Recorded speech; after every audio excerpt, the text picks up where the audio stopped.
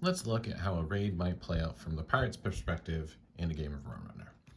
So, the pirates have assembled a couple of ships with some crew across them and have decided that they want what's in that island. They think it's rum. They're ready to go raid for it and put their money where their mouth is. So, we'll go through two scenarios.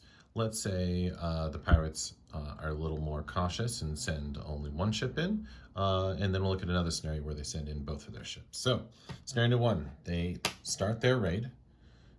They decide this is the raiding party, this one ship there, and the target island is there.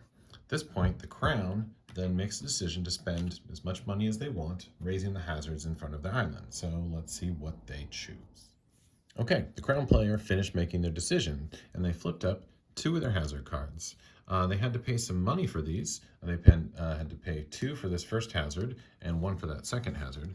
And they also chose to overpay this, leaving a coin on here. So they spent a total of 4, 2 plus 1 on this one, and 1 from that one. So what did they do here?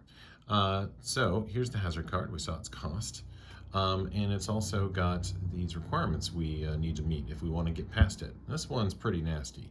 It would require 4 navigation symbols. We have 1 on the sloop here, so that's not going to cut it.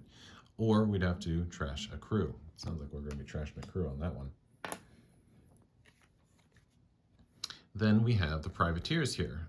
This has 3 options. 2 combat, pay 4. We do not have 4 money. We only have 2, so that's not going to work. Or, again, trash a crew. So let's see how this plays out. There's no more hazards after that. They chose not to flip their third hazard face up for one reason or another. And then we play it through.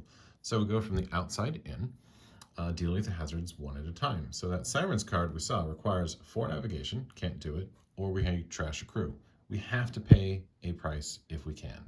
So you may have figured out what's going to happen here. You may have not. Let's see. We have 2 crew to choose from.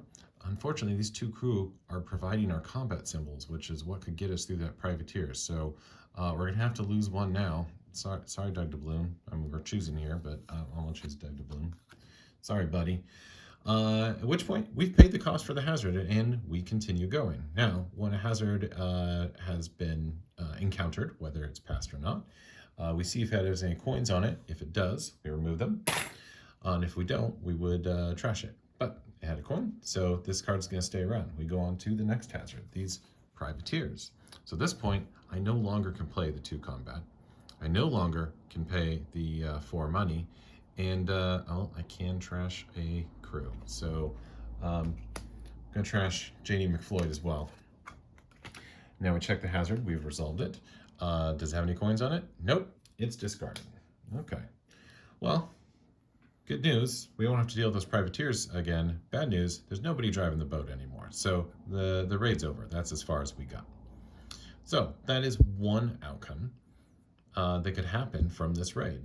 What would happen if we sent a different set of crew in?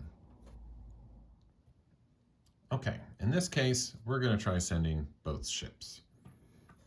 So we're going to spend 1 to put the sloop in, another put the longboat in play. Now the raiding party is all of these. So we have 3 crew members and the 2 ships. They're all going in to the same island. We've chosen our raiding party, we've chosen our target. What's the crown going to choose as far as their hazards? Okay, the crown made their decision. In this case, they flipped all 3 hazards face up. Once again, we start with the Sirens. This time they didn't put an extra coin on that. Then we're going to go through the privateers. I put an extra coin on that this time, so they still spent 4 money. They just chose to put their money in a different place. And then there's another card at the end here, which we hadn't seen before. It's a Rowdy Tavern.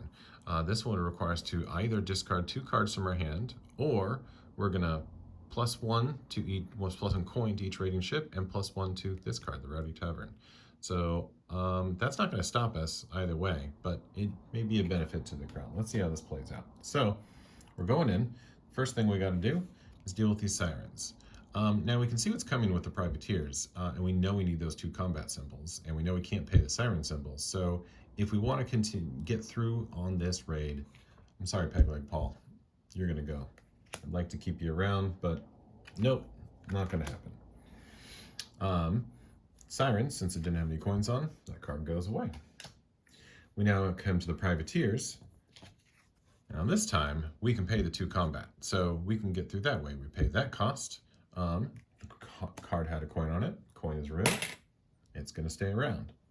So now we've got the Rowdy Tavern. Now we have 2 cards in our hand. We could discard both of them to get through that cost, but I kind of wanted to play that galleon, and just because I want a big boat.